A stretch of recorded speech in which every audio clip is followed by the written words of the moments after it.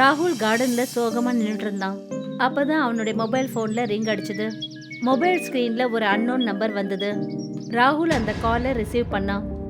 Hello. போன்ல ஒரு பொண்ணோட குரல் கேட்டுச்சு. என்னுடைய பேரு சுனைனா. நீங்க ஜாபுக்காக எந்த கம்பெனில அப்ளை பண்ணீங்களோ நான் அந்த கம்பெனியோட ஹெச்ஆர் பேசுறேன். நீங்க செலக்ட் ஆயிட்டீங்கன்னு சொல்றதுக்காக தான் ஃபோன் பண்ணேன். நீங்க இன்டர்வியூக்கு வந்தாகணும். ராகுல் ரொம்ப சந்தோஷத்தோட போன்ல என்ன சொன்னான்னா, நான் இன்டர்வியூக்கு எப்போ எங்கே வரணும்? இன்னைக்கு ராத்திரி 8 மணிக்கு உங்க வாட்ஸ்அப்புக்கு லொக்கேஷனை அனுப்பி வச்சுட்டேன். ராத்திரி 8 மணிக்கு ராகுல் ஆளே இல்லாத ஒரு பில்டிங் கிட்ட நின்றுட்டு இருந்தான். அப்பதான் ராகுலோட ஃபோன் பெல் அடிக்க ஆரம்பிச்சது. அந்த நம்பர் சுனைனாவோடது. ராகுல் அந்த காலை ரிசீவ் பண்ணான். ஹலோ. 4th ஃப்ளோருக்கு வந்துருங்க, இன்டர்வியூஸ் அங்கே தான் நடக்குது.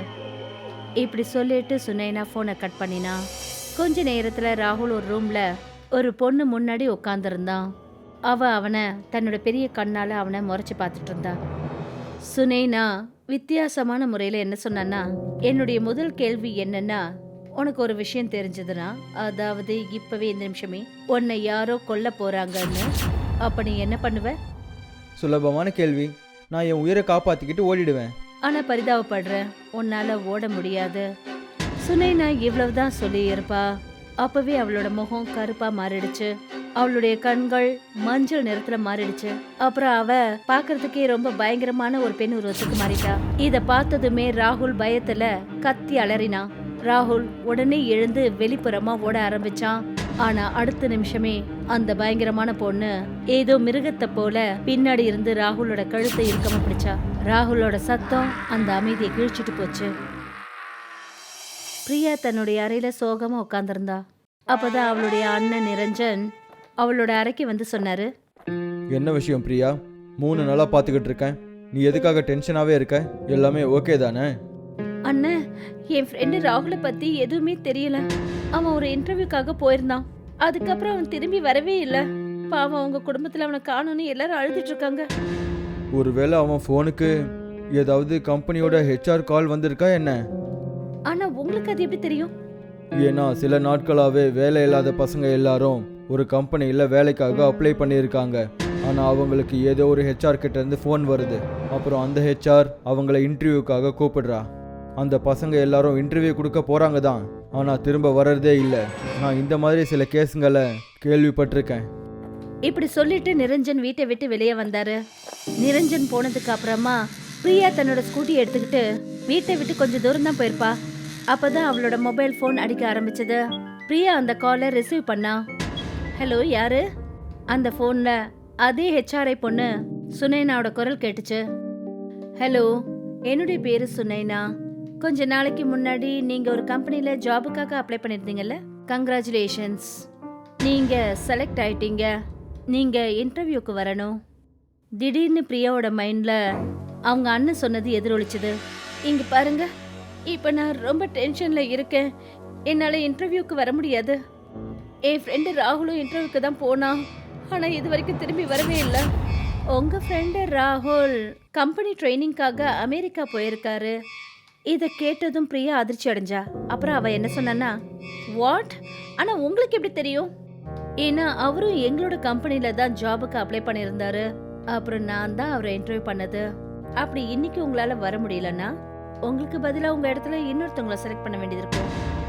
இல்ல வேண்டாம், சொல்லுங்க, நான் எங்க வரணும்? உங்க வாட்ஸ்அப்ல இன்டர்வியூ லொகேஷன் சென்ட் பண்ணியாச்சு. அதுக்கப்புறம் ஃபோன் கட் ஆயிடுச்சு. ராத்திரி 8 மணி இருக்கும். பிரியா ஆளே இல்லாத ஒரு பில்டிங்குள்ள சுனைனா முன்னாடி உட்கார்ந்துருந்தா. என்னை மன்னிச்சிருங்க, ஆனா இந்த பில்டிங்ல யாரையுமே காணுங்களே. செத்து போனதுக்கு அப்புறமா யாருமே கண்ணுக்கு தெரிய மாட்டாங்க. நீ நீ நீ என்ன சொல்ல வர? பிரியா இப்படிதான் சொல்லி இருப்பா. அப்ப சுனைனாவோட முகம் ஒரு பயங்கரமான உருவத்துல மாறிடுச்சு. கொஞ்ச நேரத்துல பிரியாவோட அலறல் சத்தம் அந்த பில்டிங்ல எதிரொலிச்சுது. பிரியா ராத்திரி வீட்டுக்கு வரலன்னதும் அவளுடைய அண்ணன் நிரஞ்சன் ரொம்பவே டென்ஷன் ஆயிட்டாரு.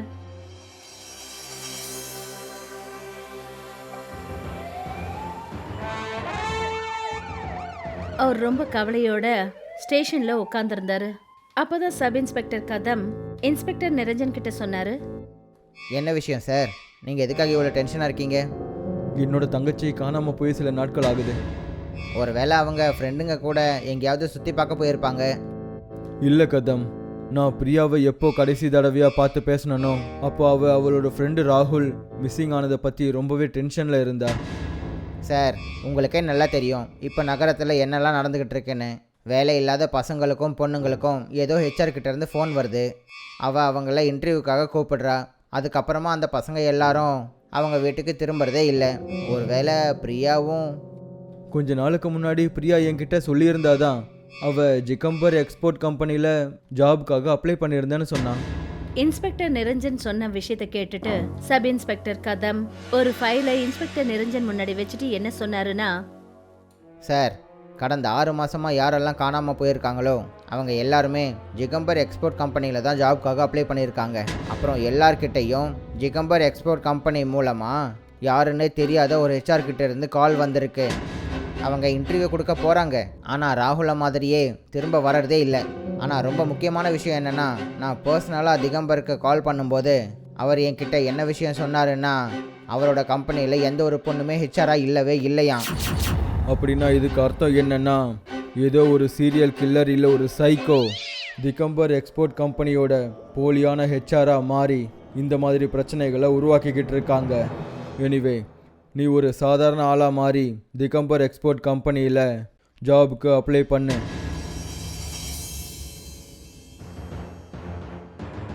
இன்ஸ்பெக்டர் நிரஞ்சன் சொன்னதை கேட்டுட்டு சப் இன்ஸ்பெக்டர் கதம் அதே மாதிரி செஞ்சாரு. அப்புறம் 3வது நாள் சப் இன்ஸ்பெக்டரோட மொபைலுக்கு ஒரு கால் வந்தது. Number unknown number. Sub inspector கதம் அந்த காலை ரிசீவ் பண்ணாரு. ஹலோ, யார் பேசுறது? நான் தான் ஹெச்ஆர் சுனேனா பேசுறேன். நீங்க எந்த ஜாபுக்காக அப்ளை பண்ணிருந்தீங்களோ அதுக்கு நான் உங்களை செலக்ட் பண்ணிட்டேன். ஆனா நீங்க ஒரு இன்டர்வியூ கொடுக்கறதுக்காக வந்தாகணும். சரி, நான் எப்போ எங்கே எந்த டைமுக்கு வரணும்னு சொல்லுங்கள். இன்னைக்கு ராத்திரி 8 மணிக்கு. லொகேஷன் நான் உங்களோட வாட்ஸ்அப்க்கு அனுப்பி வச்சிருக்கேன். சப் இன்ஸ்பெக்டர் கதம் உடனே இன்ஸ்பெக்டர் நிரஞ்சனை பார்க்க போனாரு. நான் லொக்கேஷன் பார்த்துட்டேன் சார். லொக்கேஷன் ஒரு பில்டிங்கில் தான் இருக்குது. அது பல வருஷங்களாக பாலடைஞ்சு போய் கிடக்குது. அப்படின்னா வேலை ரொம்ப சுலபமாயிடுச்சு. நானும் இப்போ உங்கள் கூடவே வரேன்.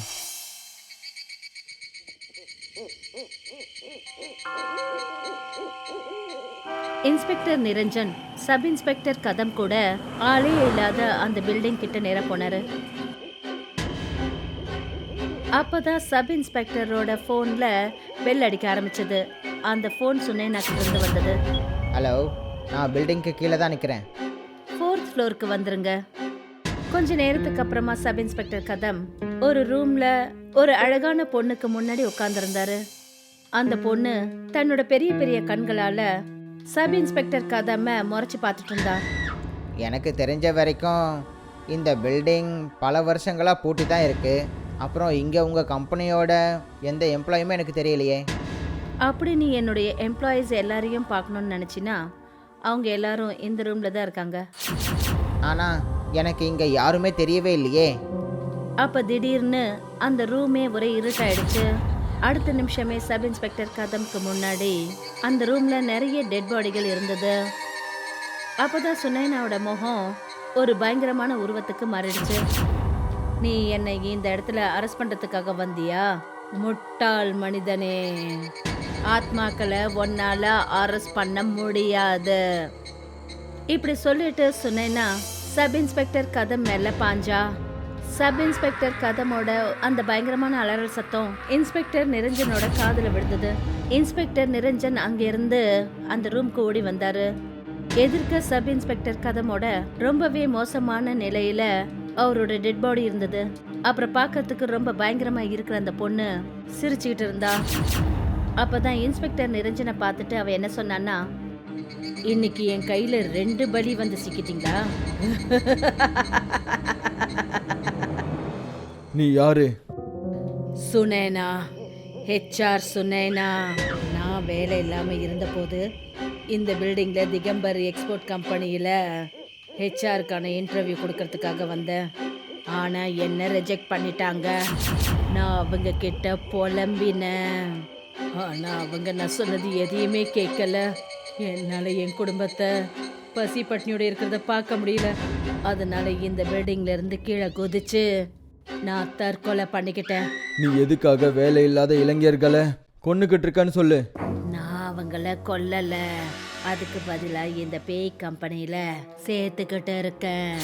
கொஞ்ச நாளைக்கு அப்புறமா அவங்க எல்லாம் அந்த பெரிய பெரிய கம்பெனியோட ஓனர்களை கொன்னு குவிச்சிருவாங்க. அவங்க தானே வேலை இல்லாதவங்களுக்கும் ஏழை மக்களுக்கும் வேலை கொடுக்கறது இல்ல. இப்படி சொல்லிட்டு அவ இன்ஸ்பெக்டர் நிரஞ்சன் கிட்ட வந்து நின்னான். ஆனா இன்ஸ்பெக்டர் நிரஞ்சனோட கையில கட்டப்பட்ட மஞ்ச கயிறு அது கொஞ்ச நாளைக்கு முன்னாடி கோவில்ல ஒரு பூசாரி அவருக்கு கட்டினது ஒளிர் வீச ஆரம்பிச்சது. அந்த ஒளி அந்த பயங்கரமா தெரியுற அந்த பொண்ணு மேல பட்டதுமே அப்புறம் அவ கத்திக்கிட்டே அதே இடத்துல எரிஞ்சு சாம்பல் ஆனா. செத்துப்போ, நீ இப்படி அழியறது எல்லாருக்கும் ரொம்ப அவசியம். நீ என்கிட்ட இருந்து எல்லாத்தையும் எடுத்துக்கிட்ட. இனிமே நீ இங்கே திரும்பி வரவே மாட்ட. அப்புறம் எந்த ஒரு அப்பாவியோட உயிரையும் எடுக்க மாட்டேன்.